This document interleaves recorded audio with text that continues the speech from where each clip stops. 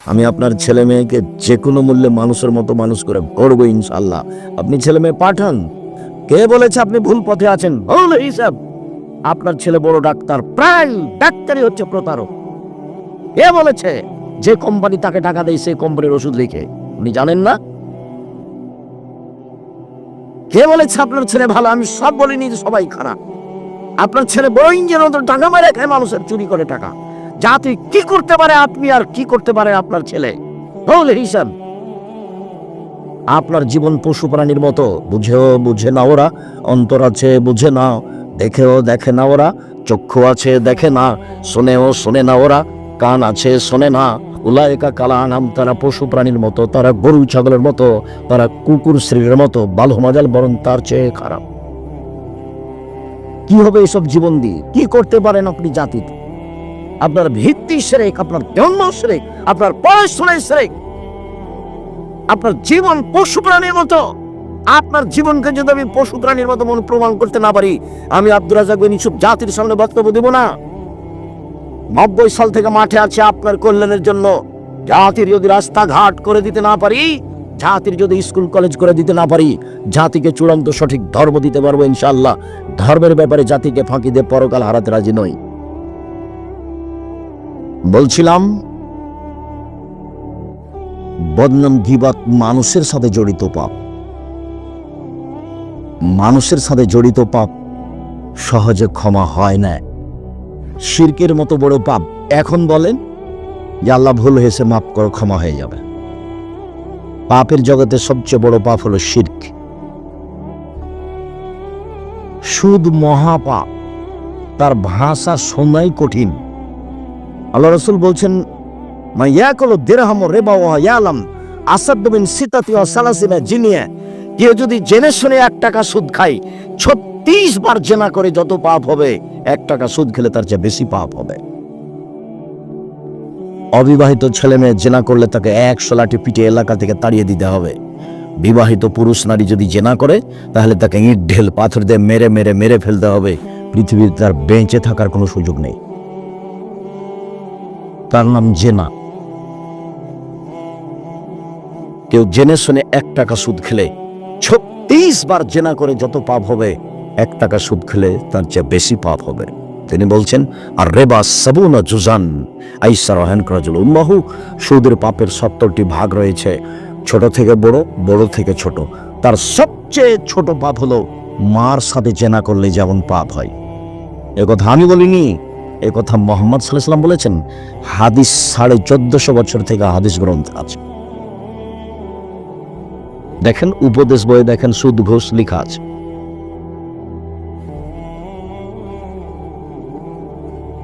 সুদ মহাপাপ, সুদ মহাপাপ, সুদ মহাপাপ। সুদ খেলে মানুষ ভিক্ষুক হবে। আল্লাহ বলেছেন, ইয়ামহাকুল্লাহুর রিবা, সুদ মানুষের টাকাকে কমিয়ে দেয়। আর আল্লাহ রাসূল বলেছেন, ইন্নার রিবা ওয়া ইন কাসরা ফাইন আকিবাতুহু তাসিরু ইলা কাল্লিন। সুদ যদিও বাহ্যিকভাবে মনে হয় বাড়ছে, কিন্তু তার শেষ পরিণতি হলো নিঃস্ব। আল্লাহ বলছেন টাকা কমে যাবে, আর আল্লাহ রাসূল বলেছেন ও নিঃস্ব হয়ে যাবে। আমি দুটার সমন্বয়ে বলে আসছে, ওকে ভিক্ষুক হতে হবে, আজ হোক আর কাল হোক। তার টাকা পয়সা থাকবে না, টাকা পয়সা তার ধ্বংস হবেই। আল্লাহ বলেছেন হবে, অতএব হতেই হবে, হবেই হবে। আর সেদিন বলছিলাম, আব্দুল্লাহর বক্তব্যতে আমি সেদিন স্পষ্ট হয়েছিলাম, সেদিন থেকে আপনাদের সামনে বলি যে সুদ খেলে টাকা কমে কেন? এই জন্য যে টাকার উপরে জুলুম করা হয়। প্রত্যেকটা জিনিস যাকে যে জন্য তৈরি করা হয়েছে, তাকে সেভাবে ব্যবহার না করলে তার নাম জুলুম। টেবিলটা বই রাখার জন্য এখন আমি টেবিলের উপরে উঠে বসে আছি, তাহলে এটা হলো জুলুম। তো টাকার মুদ্রার জন্ম হয়েছে বিনিময় ব্যবহারের জন্য। 1 কেজি বেগুন নিলাম, বিনিময়ে টাকা দিলাম। 10 কেজি চাউল নিলাম, বিনিময়ে ডলার দিলাম। একটা স্বর্ণ নিলাম, বিনিময়ে রিয়াল দিলাম। তাহলে টাকা কিসের জন্য জন্ম হয়েছে? বিনিময়ে ব্যবহার হওয়ার জন্য। তো এখন মানুষ টাকা দিয়ে যদি টাকা নেয়, তাহলে কি বিনিময় হলো? তাহলে বিনিময় হলো না। তাহলে টাকার উপরে জুলুম হলো। যার উপর আপনি জুলুম করবেন সে আপনার কাছে চিরদিন থাকতে পারবে না, একদিন না একদিন বিদায় হবেই। তা আপনি যখন সুদ খাবেন তখন টাকা আপনার জুলুম আর কতদিন সহ্য করবে? সহ্য করতে করতে এক সময় টাকা চলে যাবে। মূল কথা, সুদ যত বড়ই পাপ হোক না কেন, কোটি কোটি টাকা সুদ খেয়েছেন, আজকে সব লেনদেন বন্ধ করে বলেন আল্লাহকে, আল্লাহ ভুল হয়েছে, তুমি আমাকে মাফ করো। আল্লাহ বলবেন ঠিক আছে, করলাম। কিন্তু বলেছেন ওই যে নির্বাচনে অমুক অমুক এই চোর সেই, এখন ওর জন্য ক্ষমা চান তো দেখি, মরা পর্যন্ত ক্ষমা চান, দেখি পাপকে এমনি ক্ষমা হয়ে যায়। এটা হবে না, এটা আল্লাহর সাথে জড়িত নয়, এটা মানুষের সাথে জড়িত। এইটা যদি আল্লাহ ক্ষমা করে দেন তাহলে আল্লাহ হবেন জালেম, জুলুমকারী। আর আল্লাহ বলছেন ইন্নী হারামতু যুলমা আলাইয়া, আমি আমার উপরে জুলুম করা হারাম করেছি। তুমি মানুষের বদনাম করেছো আর আমি ক্ষমা করে দেবো, এই জুলুম আমি করি না। যার বদনাম করেছো ওর কাছে ক্ষমা নেওয়া, যার টাকা নিয়ে তুমি দেওনি তাকে টাকা দাও গা, ওটা আমি ক্ষমা করব না। তুমি আর ছেলে মেয়ে তিনটা, দুইটা ছেলে একটা মেয়ে, জমি জায়গা সব তুমি ছেলেকে লিখে দিয়েছো, মেয়েকে দেওনি, আমার কাছে ক্ষমা হবে না, ওখানে ক্ষমা নেওয়া। মানে জাহান্নামে চলেই গেছে, ঢোকেনি কেন, মরে নিয়ে যান। মানুষের হক নষ্ট হচ্ছে, মানুষের সাথে জড়িত পাপ। এটা অবশ্য পাপ না, এই চিন্তা আমার মাথাতে নেই। রংপুর, লালমনিরহাট ওই দেশের মানুষেরা, ওই জেলার মানুষেরা বোনেরাকে জমি দেয় না, বোনেরা জমি চাইলেই খেপে যায়, এটা বোনদের নাকি অপরাধ। তাই আমি বললাম যে তোমার দাদা মারা গেছে, তোমার বাপ পাবে সকালে জমি আর তোমার ফুফু পাবে বিকেলে জমি, এরকম না একসাথে? বলে একসাথে। একসাথে যদি পাই তাহলে এটার ফলাফল বলো। সম্মানিত দিনী ভাই বোন, বলছিলাম সুদ মহাপাপ। এরপরেও মানুষ যদি আল্লাহর কাছে ক্ষমা চাই, ক্ষমা হয়ে যাবে। জেনা মহাপাপ, এরপরেও যদি মানুষ আল্লাহর কাছে ক্ষমা চাই, ক্ষমা হয়ে যাবে। সালাত ত্যাগ করা, নামাজ না পড়া মহাপাপ। 70 বছর বয়স, একদিনও সালাত আদায় করেনি, আজ বলছে আল্লাহ আমার ভুল হয়েছে, তুমি আমাকে মাফ করো, আমি আজ থেকে সালাত শুরু করলাম, ইনশাল্লাহ তার সব পাপ ক্ষমা হয়ে যাবে। কিন্তু বদনাম করে আল্লাহর কাছে ক্ষমা চাইবে, তখন এই পাপ ক্ষমা হবে না। মানুষের সাথে জড়িত পাপ হলো বদনাম, গীবাত, এক খেলে চেয়ে থাকবেন। মহান আল্লাহ বলেন ওয়াইলুল লিকুল্লি হুমাযাতিল লুমাযা, যারা সামনে বদনাম করে, যারা পিছনে বদনাম করে, এদের জন্য জাহান্নাম সুনিশ্চিত, ধ্বংস সুনিশ্চিত, এরা জাহান্নামে যাবে, ঘোষণা। যে সামনাসামনি বদনাম করে সেও জাহান্নামে যাবে, যে পিছনে বদনাম করে সেও জাহান্নামে যাবে। বদনাম কি জিনিস? আবু হুরায়রা রাদিয়াল্লাহু তাআলা আনহু বলেন রাসূল সাল্লাল্লাহু আলাইহি ওয়াসাল্লাম বলেছেন, হাল তাদরুনা মাল গীবাত, সঙ্গী সাথী বলতে পারো গীবাত কাকে বলে? সঙ্গী সাথী বলতে পারো বদনাম কাকে বলে? আল্লাহ আল্লাহ রাসূলুহু আলাম, সাহাবীগণ বললেন জি না, বদনাম গীবাত কাকে বলে আমরা জানি না। তখন আল্লাহ রাসূল বললেন যিকরুকা আখাকা বিমাকরাহ, তুমি তোমার ভাইয়ের কথা বলছো, ও যদি শুনতে পাই, তাকে যদি খারাপ লাগে, তার নাম হলো গীবাত। আপনার কথা আমি এখানে বলছি, যদি আপনি শুনতে পান, আপনাকে যদি খারাপ লাগে, এটাই হলো গীবাত। তা আপনার যদি আমি সুনাম করি তাহলে কি আপনাকে খারাপ লাগবে? এতটুকু আপনি বলতে পারেন যে ভালো, তবে বেশি হয়ে গেছে বলা। যেমন আমি অনেক সময় বলি না, আমার বাপের নাম ইউসুফ আর আমার নাম আব্দুর রাজ্জাক বিন ইউসুফ, এর চেয়ে বেশি বলা লাগবে না। আর চাপ দিয়ে কেউ আমার পরিচয় এ যাবত আদায় করতে পারেনি, আমি এই পড়াশোনা বা এই জানি বা এই কিছু বা এই করি, চাপ দিয়ে কে এ যাবত আদায় করতে পারেনি। যখন খুব জোরে চাপ দিয়েছে যে বিজ্ঞান পোস্টারে লিখতে হবে, কি লিখবো বলেন, তখন আমি বলেছি আমার নাম আব্দুর রাজ্জাক আর আমার বাপের নাম ইউসুফ, বাপ বেটা মিলে আব্দুর রাজ্জাক বিন ইউসুফ। দেখেন বয়াতে পাপ নাই, কাউকে জিজ্ঞাসা করেন আমার কাছ থেকে এর চেয়ে বেশি কেউ আদায় করতে পেরেছে নাকি? সম্মানিত দিনী ভাই বোন, তুমি কারো কথা বললে ও যদি শুনতে পাই, তাকে যদি খারাপ লাগে, এটা হলো গীবাত। এই পর্যন্ত আল্লাহ রাসূল বললেন। সাহাবী বলেন, আরায়তা ইন কানা ফি মাকুল, আল্লাহ রাসূল আপনি তাহলে কি বলতে চান? একটা মানুষ চুরি করেছে, আমি যদি বলি চোর। একটা মানুষ জেনা করেছে, আমি যদি বলি জেনা করেছে, তাহলেও কি গীবাত হবে? আল্লাহ রাসূল বললেন, শোনো, ইন কানা ফি মাতাকুল ফাকা দিকতাবতাহু, ও যদি চুরি করে থাকে তুমি বলো, তাহলে গীবাত। ও যদি জেনা করে থাকে তুমি বলো, তাহলে গীবাত। আর ও যদি চুরি না করে থাকে তুমি বলো ফাকাত বাহাত্তাহু, তুমি তার উপরে অপবাদ লাগালে। কোনোটাই কম নয়। বদনাম করেছেন, ক্ষমা নিতে হবে তার কাছে, নইলে ক্ষমা হবে না। অপবাদ লাগিয়েছেন, আপনাকে 40 লাঠি মারতে হবে। 40 লাঠি, 80 লাঠি পিটাতে হবে। অপবাদ 80 লাঠি পিটাতে হবে। নবীর উপরে যারা মিথ্যা কাহিনী বলছে, হুজুরকে 80 160 লাঠি পিটাতে হবে। হুজুর নির্দ্বিধায় মিথ্যা তাফসীর করছে। আমাদের গ্রামের এক চাচাতো ভাই, আমার মানে গ্রাম্য চাচাতো ভাই, ও বলছে যে আজকে যে তাফসীর করলো না, এমন তাফসীর জীবনে কোনোদিন শুনিনি। তা বললাম, ভাইজান কি তাফসীর করলো? আরে তোরা ওইসব তাফসীর জানিস না। আচ্ছা ঠিক আছে, জানি না তো একটু বলবেন তো কি তাফসীর করলো, বলেন। তোরা জানিসই না তো কি করবো, বলেন না কি করলো। তো এখনো বলছে যে আদম আলাইহিস সালাম ঘুম থেকে উঠে দেখলেন খুব সুন্দরী নারী পাশে, তিনি হাত বাড়ালেন, তখন ফেরেশতা বলছেন থামেন। তো আদম আলাইহিস সালাম বলছেন কেন? তো ফেরেশতা বলছেন মোহর দিতে হবে, মোহর। তখন আদম আলাইহিস সালাম বলছেন মোহর আবার কি? তাহলে মুহাম্মদ সাল্লাল্লাহু আলাইহি সাল্লামের উপরে 1000 বার দুরূদ পড়ে দিতে হবে, এটা হলো মোহর। এখন আল্লাহ বলছেন যে আমি আদমকে সবকিছু শিখে দিয়েছি। তাতে যদি কেউ তরজমা করে পৃথিবীর শুরু থেকে নিয়ে কিয়ামত পর্যন্ত যা কিছু ঘটেছে, যা কিছু ঘটবে, যা কিছু আছে, সব আদম আলাইহিস সালাম জানতেন, সেটাও ঠিক। পৃথিবীতে আদমের চেয়ে বড় শিক্ষিত মানুষ কেউ আসেনি, আসবেও না। কেন? অলৌকিকভাবে আল্লাহ তাকে সব শিখিয়ে দিয়েছেন, এ কথা আল্লাহ বলছেন। তো যাকে আল্লাহ সব কিছু শিখিয়ে দিলেন, তিনি তার বউটাকে কিভাবে হালাল করবেন সেটাই জানলেন না। এ আবার মুফাসসির। তখন আমি বললাম, আপনার মুফাসসিরকে 80 160 লাঠি পিটাতে হবে। বলে দিন আপনার মুফাসসিরকে, আব্দুর রাজ্জাক বিন ইউসুফ বলেছেন আপনাকে নাকি 160 লাঠি পিটাতে হবে। কেন? যে তাফসীর করেছেন এই তাফসীর মিথ্যা। আদম আলাইহিস সালাম তার বউকে এভাবে হালাল করতে হবে, এভাবে আল্লাহ সৃষ্টি করেননি। আমার আদম আলাইহিস সালাম বউ হালাল করার পদ্ধতি জানেন না, এত বড় নোংরা তাফসীর আপনাকে করতে হবে, এই হিসাব ঠিক নয়।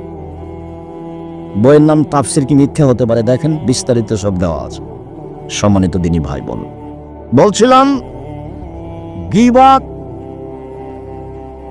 জুবাইর ইবনে মুতাইম রাদিয়াল্লাহু তাআলা আনহু বলেন, রাসূল সাল্লাল্লাহু আলাইহি সাল্লাম বলেছেন, লা ইয়াদখুলুল জান্নাতা কাত্তাত ওয়া ফি রিওয়ায়াতিন নাম্মাম, বদনাম করে যে, গীবাত করে যে, সে জান্নাতে যাবে না। চগলখড়ি করে যে, সে জান্নাতে যাবে না। ওইখানের কথা এখানে লাগাই, এখানকার কথা ওখানে লাগাই, এই চগলখোর জান্নাতে যাবে না, বদনাম গীবাতকারী জান্নাতে যাবে না। জীবনে একটা খুব রিস্ক নিয়ে বেঁচে থাকার চেষ্টা করো, বদনাম করবেন না আর প্রতিশোধ নিবেন না। প্রতিশোধ নেই আর বদনাম নেই, যা হবে হবে। মোবাইলে যখন আমাকে গালি দেওয়া শুরু করে, তখন আমার মা বোন দিয়ে শুরু করে। যখন গালি দিতে দিতে থেমে যাই, তখন আমি আবার রিং দিয়ে বলি, ভাইজান আর কি কিছু গালি ছিল? হয়তো মোবাইলের টাকা মনে হয় শেষ হয়ে গেছে, আরো থাকলে দিয়ে নেন। আমি কোনোদিন তার প্রতিশোধ নিইনি।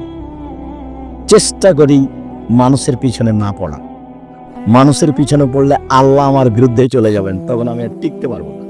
একটু পরে আসছে দেখি। গীবাত মহাপাপ। আবু হুরায়রা রাদিয়াল্লাহু তাআলা আনহু বলেন, রাসূল সাল্লাল্লাহু আলাইহি ওয়াসাল্লাম বলেছেন, তাজিদুন আশারনাস ইয়াউমাল কিয়ামা আল্লাযী ইয়াতি হাওলায় বিওয়াজহিন ওয়া হাওলায় বিওয়াজহিন। এই চারের মাঠে সবচেয়ে নিকৃষ্ট জঘন্য মানুষ হবে সেই যে গীবাত, বদনাম, চগলখড়ি করে। এখানে আসে এক কথা বলে, ওখানে যায় আর এক কথা বলে, এ হলো মানুষের মধ্যে সবচেয়ে নিকৃষ্ট খারাপ মানুষ, এ জান্নাতে যাবে না। আনাস রাদিয়াল্লাহু তাআলা আনহু বলেন, রাসূল সাল্লাল্লাহু আলাইহি ওয়াসাল্লাম বলেছেন, মান কানা লাহু জাওয়াজা কানা লাহু ইয়াউমাল কিয়ামা লিসানান। যে ব্যক্তি দুনিয়াতে মানুষের বদনাম করবে, গীবত করবে, বিচারের মাঠে তার দুইটা জিহ্বা হবে আগুনের। লিসানান মিন নার। কি বুঝলেন এই হাদিসটা? যারা মানুষের বদনাম করে, বিচারের মাঠে তার মুখে কয়টা জিহ্বা হবে? দুইটা, আগুনের। কি হতে পারে অবস্থা? এই ছেলে, দেখো তো ওখানে ভিতরে দু একটা মানুষ আসছে যাচ্ছে, কেন? ওটা বন্ধ করতে হবে। দয়া করে আপনি আমার প্রয়োজন দেখায়েন না, আমি আপনার প্রয়োজন দেখতে চাচ্ছি না। আপনাকে আমি সম্মান করতে চাচ্ছি, আপনাকে আমি মানুষ মনে করছি, পশু প্রাণী মনে করি না। আপনি নিজেকে কেন মনে করছেন? কেন চা খেতে গেলেন? কেন আপনি এখন মিষ্টি কিনতে গেলেন? আজকেই চা খেতে হবে, এখনই মিষ্টি কিনতে হবে? এত বড় নিম্ন শ্রেণীর মানুষ আপনাকে আমি মনে করিনি। এটা পাবনা এবং শহর, বুদ্ধি আছে। এত নিম্ন শ্রেণীর ইতর শ্রেণীর মানুষ আপনাকে আমি মনে করিনি। আপনাকে আমি হুঁশিয়ার বুদ্ধিমান মানুষ মনে করি। অতএব রাসূল সাল্লাল্লাহু আলাইহি সাল্লামের কথা, আল্লাহর কথা যতক্ষণ চলছে, নিজেকে আপনি মূল্যায়ন করিয়েন না, এ কথারই দাম দেন, ভালো হবে। মহান আল্লাহ বলেন, ইয়া আইয়ুহাল্লাযীনা আমানু ইজতানিবু কাসীরাম মিনাজ-জান। পৃথিবীর মানুষ, তোমরা মানুষের উপরে বেশি বেশি ধারণা করা খারাপ ধারণা থেকে বেঁচে থাকো। ইন্না বাযাদ-যান্নি ইসম। নিশ্চয় কিছু ধারণাতে পাপ হয়।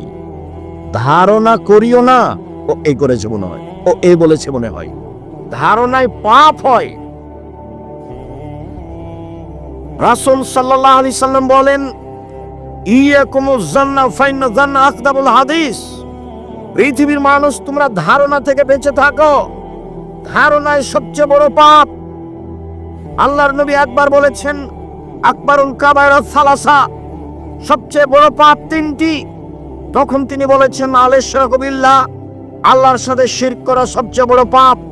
দ্বিতীয় তিনি বলেছেন, উকুকুল ওয়ালিদাইন, পিতামাতা অবাধ্য চালা।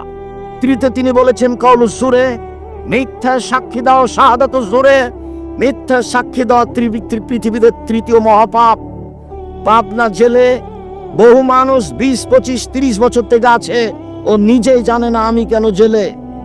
জজ জানে না ঘটনা কি, উকিল জানে না ঘটনা কি, সাক্ষীও জানে না ঘটনা কি। সাক্ষীকে বলেছে 1 লাখ টাকা দেব, তুমি এইভাবে বলিও। তখন সাক্ষী বলছে, আমি 2 চোখে দেখেছি মারতে। অথচ ঘটনা সাক্ষীও জানে না, উকিলও জানে না, জজও জানে না। এখন যে জেলে আছে সে বলছে, ব্যাপারটা কি আমি বুঝলাম না, আমি কেন জেলে? যেদিন এখানে মারামারি হয় সেদিন তো আমি ছিলাম না। আল্লাহ রাসূল বলছেন, শোনো, ইয়াতি আলাইকুম জামানুন, তোমাদের উপরে এমন একটা সময় চলে আসছে, লা ইয়াদরিল কাতিল ফিমা কাতালা ওয়াল মাকতুলু ফিমা কুতিলা। হত্যাকারী বুঝবে না কেন আমি মারছি, নিহত ব্যক্তি বুঝবে না কেন আমি মরলাম। যে মারবে তার ব্যাপারে বলবে, কি ব্যাপারে, এ আমাকে মারছে কেন, এটা তো আমি চিনি না। আর যে মারছে সেও জানে না যে একে কেন মারছে। ওকে একজন বলেছে টাকা 50,000 দিব, ওকে মেরাই। তখন দেখছে টাকা 50,000 তো পাচ্ছি, মেরে গেছে। ও তো জানে না কেন মারছে। আর যাকে মারছে সেও তো চিনে না যে আমাকে মারছে কেন। আল্লাহ রাসূল বলছেন, হত্যাকারী জানে না কেন আমি মারছি, নিহত ব্যক্তি জানে না কেন আমি মরছি। জেলের মানুষটা জানে না 25 বছর থেকে আমি জেলে কেন। রাসূল সাল্লাল্লাহু আলাইহি ওয়াসাল্লাম বলেন, সবচেয়ে বড় পাপ শিরক। দ্বিতীয় বড় পাপ পিতামাতার অবাধ্য চলা। যত বড়ই জালেম মনে হচ্ছে বাপ মাকে, মুখ বন্ধ রাখবেন, ক্ষমতা দেখাবেন না বাপ মায়ের সামনে। যা হবে হবে। সংসার ভেঙে যায়, থাক তাতে আসে যায় না। ও চলে যায়, থাক তাতে আসে যায় না। মা যা বলবে তাই মানতে হবে, এটা ঠিক যদি পাপ না হয়। মা যা বলেছে তাতে যদি পাপ হয় মানতে হবে না। পাপ না হলে যা বলছে তাই মানতে হবে, সেটাই মানতে হবে। দেখবেন 1 মিনিট, দেখেন কে বাড়িতে আছে? জি না। কোথায় গেছে? শিকার করতে গেছে। কখন আসবে? সন্ধ্যায়। কেমন আছো? খুব একটা ভালো নেই। আচ্ছা ঠিক আছে, আসলে সালাম দিও, চোখ আট পরিবর্তন করতে বলিও। সন্ধ্যার সময় এসে বুঝেছেন আব্বা এসেছিলেন। কি ব্যাপার, কেউ এসেছিল? জি, একজন বৃদ্ধ মানুষ এসেছিলেন। কি বললেন? বললেন বাড়িতে আছে। আমি বললাম নেই। কোথায় গেছে? শিকার করতে গেছে। কখন আসবে? সন্ধ্যায়। কেমন আছো? খুব একটা ভালো নেই। কি বললেন তিনি? বললেন ঠিক আছে, আসলে সালাম দিও, চোখ আট পরিবর্তন করতে বলিও। হ্যাঁ, তিনি আমার আব্বা। তোমার উত্তর ভালো হয়নি। যখন তিনি বলেছিলেন কেমন আছো, তখন তোমাকে বলতে হতো আলহামদুলিল্লাহ। তোমার উত্তর ভুল হয়েছে। তিনি তোমাকে তালাক দিতে বলে গেছেন, ইলহাকি ইলা আহলিক, তুমি তোমার বাপের বাড়ি চলে যাও। তুমি কত বড় বুদ্ধিমতী দেখার সুযোগ নেই।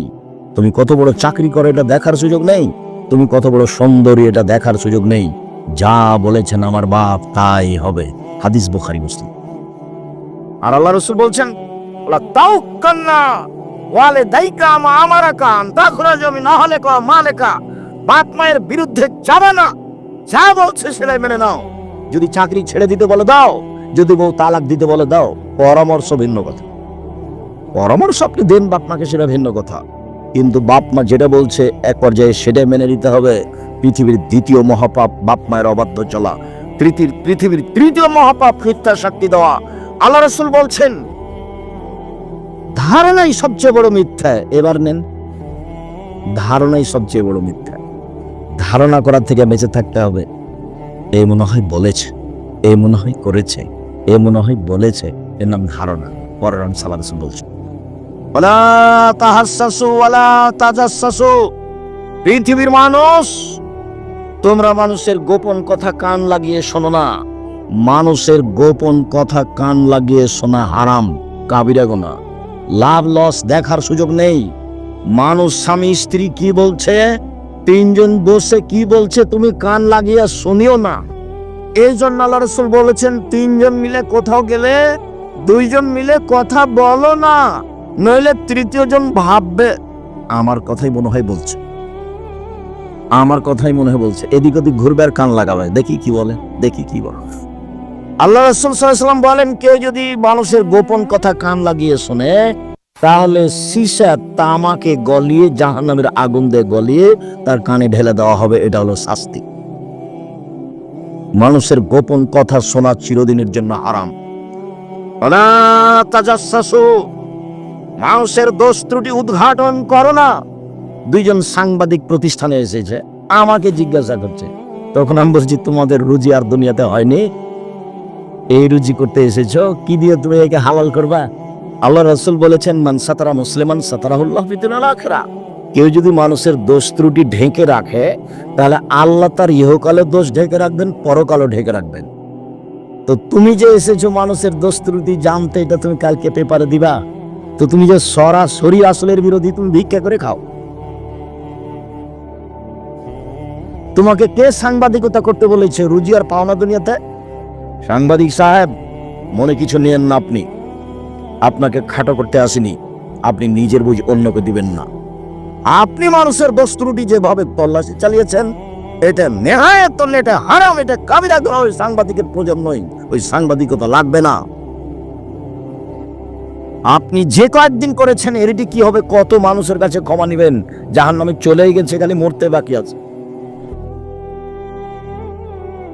আমি বললাম অন্য রুজি করো, এটা করিও না। দেখো রুজি অনেক আছে, নইলে মানুষের বাড়িতে কাজ করে খাওয়া, ভ্যান চালাবা, রিক্সা চালাবা। আমি চকলেট দিয়ে ব্যবসা করতে বলিনি, আমি বলেছি চকলেটের ব্যবসা করো, মানে সবচেয়ে কম পয়সার ব্যবসা। শ্বশুরের কাছে যৌতুক নিয়ে ব্যবসা করতে হবে না। ভিক্ষা করা টাকা দিয়ে চাউল কিনে ভাত খেয়ে ইবাদত কবুল হবে। ভিক্ষা করা টাকা দিয়ে চাউল কিনে ভাত খেয়ে ইবাদত কবুল হবে। শ্বশুরের কাছে যৌতুক নিয়ে সে টাকা দিয়ে চাউল কিনে ভাত খেয়ে ইবাদত কবুল হবে না। এই যে বললাম, দেখি কোন মায়েরও এটা উল্টে দেয়। যৌতুকের টাকা হারাম, ওর চাউল হারাম, ওর ভাত হারাম, ও খেয়ে জান্নাতে যাবে না। কুলু লাহমিন নাবাতাবিনা সওতে কানাতিনা রাউলাবিহি। যে শরীর হারাম উপায়ে বাড়ে, তার জন্য জাহান্নাম যথেষ্ট। ব্যাংকে টাকা উঠে আপনাকে ব্যবসা করতে হবে, কে বলেছে? ব্যবসার পর তিনটে: এক, দিন মজুরি, সন্ধ্যায় টাকা শেষ, ঘুম যাবেন, মরে যাবেন, দুনিয়া শেষ। দুই, চাকরি, 25 দিনে টাকা শেষ হবে। সাধারণত 5 দিন ধার কর্য করে চলবে, এভাবে জীবন পার।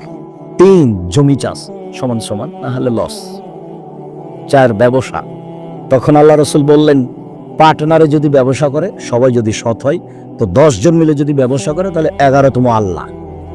যদি 3 জনে ব্যবসা করে, 4র্থ জন আল্লাহ। একজন যদি ফাঁকি দিয়ে আরেকজনের কাছ থেকে টাকা না নেয়, নিয়ে নেয় না বলে, তাহলে আল্লাহ বলবেন যে তোমরা থাকো, আমি গেলাম। তখন মারামারি লেগে যাবে, কোর্ট হবে, পালিয়ে যাবে, টাকা আর নাই, ব্যবসাও নেই। তো নিজে নিজে ব্যবসা করে, তখন আল্লাহ রসুল বলছেন, তাজির আস-সাদুক আল আমিন একুলুমা শুহাদা সিদ্দিকিন ওয়াল আম্বিয়া। সত্যবাদী বিশ্বস্ত ব্যবসায়ীরা বিচারের মাঠে নবীদের সাথে থাকবেন। তাহাজ্জুদ না পড়লে নবীর সাথে থাকা যায় না। একজন সাহাবী রাতে ওজুর পানি নিয়ে এসেছেন, মেসক। আল্লাহ রাসূল খুশি হয়ে বলছেন, সাল সাল মাসেতা, তুমি চাও কিছু চাও, যা চাও, আমি খুশি হয়েছি। এনারা ব্যবসা বাণিজ্য করেন, এনারা ভালো বুঝেন কর্মচারী কি জিনিস। কর্মচারী, আহমাদ জি, হ্যাঁ বেশ, তুই ভালো রে, কুরবানি আসত, তোকে আমি 2টা জামা দেবো, নতুন জামা দেবো। খালের নেই, খালের নেই, খালের নেই। কিছুক্ষণ পরে এসে বলছে, স্যার আপনি আমাকে ডাকছিলেন। খালেদ, তোকে দিয়ে হবে না রে, তুই চলে যা। তো কর্মচারীকে খুব প্রস্তুত থাকতে হয়, বিশ্বস্ত এবং শক্তিশালী, ওটা আল্লাহ বলছে। কর্মচারীকে কেমন হতে হবে? বিশ্বস্ত, শক্তিশালী। প্রমাণ মনে আছে? প্রমাণ ওই যে মুসা আলাইহিস সালাম পানি পান করালেন 2টা মেয়ের। তখন মেয়ে 2টা বলল আর আব্বাকে, আব্বা লোকটাকে কাজে নেন, লোকটা শক্তিশালী, বিশ্বস্ত, কাজে নেন আব্বা। যাকে কাজে নেবেন কর্মচারী, তাকে কি হতে হবে? বিশ্বস্ত, নাহলে সব টাকা নিয়ে পালিয়ে যাবে। তাকে হতে হবে শক্তিশালী। সম্মানিত দিনী ভাই বোন, বলছিলাম রাসূল সাল্লাল্লাহু আলাইহি সাল্লাম বললেন, তোমরা মানুষের দোষ ত্রুটি উদ্ঘাটন করো না। দোষ ত্রুটি অন্বেষণ করা, উদ্ঘাটন করা হারাম। চিরদিনের জন্য মহা পাপের কাজ হলো মানুষের দোষ ত্রুটি উদ্ঘাটন করা। সম্মানিত দিনী ভাই বোন, আমি আপনাদের আজকে একটা ঘটনা শোনাই, যাতে আল্লাহর নবী মুখে বলেছেন দোষ ত্রুটি ঢেকে রাখতে, এবং নিজে কত চেষ্টা চালিয়েছেন। মুখে যা বলেছেন সেটা বলবো ইনশাআল্লাহ, চেষ্টা যা করেছেন সেটা বলছি। আপনি দেখেন, বুরায়দা রাদিয়াল্লাহু তাআলা আনহু বলেন, যা মাইজ ইবনে মালিক এলেন নবী সাল্লাল্লাহু আলাইহি সাল্লাম ওয়াকালা তাহিরনি ইয়া রাসূলুল্লাহ। মাইজ ইবনে মালিক একটা লোক, মালিকের বাড়ি থাকতে অশ্লীল কাজে লিপ্ত হয়। মালিক হুজ্জাল বলেন, মাইজ ইবনে মালিক, তুমি তোমার ঘটনা রাসূলের কাছে গিয়ে বলো, দেখো তো তিনি কি বলেন। মালিকের পরামর্শে মাইজ ইবনে মালিক এসে বলছেন, আল্লাহর নবী তাহিরনি, আমাকে পবিত্র করেন। আল্লাহ রাসূল জিজ্ঞাসা করলেন না, কেন তোমাকে পবিত্র করব? তিনি বললেন, ইরজে, বাড়ি ফিরে যাও, আস্তাগফিরুল্লাহ, আল্লাহর নিকটে ক্ষমা চাও, তুব ইলাইহি, তওবা করো। বাক্য প্রমাণ করছে লোকটা মহাপাপ করেছে। নইলে কেন বলবেন ক্ষমা চাও, তওবা করো, ফিরে যাও, ক্ষমা চাও, তওবা করো? তওবা তো বড় পাপের জন্য হয়। উনি তো জিজ্ঞাসা করছেন না কেন। ফারাজা গায়রা বাইদিন, একটু গিয়ে আবার ফিরে এসে বলছে, তাহিরনি ইয়া রাসূলুল্লাহ, আল্লাহ রাসূল আমাকে পবিত্র করেন। তখন আল্লাহ রাসূল বলছেন, ইরজে, বাড়ি ফিরে যাও, আস্তাগফিরুল্লাহ, আল্লাহর নিকটে ক্ষমা চাও, তুব ইলাইহি, তুমি তওবা করো, পাপ ক্ষমা হয়ে যাবে। লোকটা চলে গেল, একটু গিয়ে আবার ফিরে এসে বলছে, তাহিরনি ইয়া রাসূলুল্লাহ, আল্লাহ রাসূল আমাকে পবিত্র করেন। তখন আল্লাহ রাসূল বললেন, তুমি ফিরে যাও, ক্ষমা চাও, তওবা করো। লোকটা চলে গেল, আবার ফিরে এসেছে। 4র্থবার এবার হচ্ছে। যখন 4র্থবার এসেছে,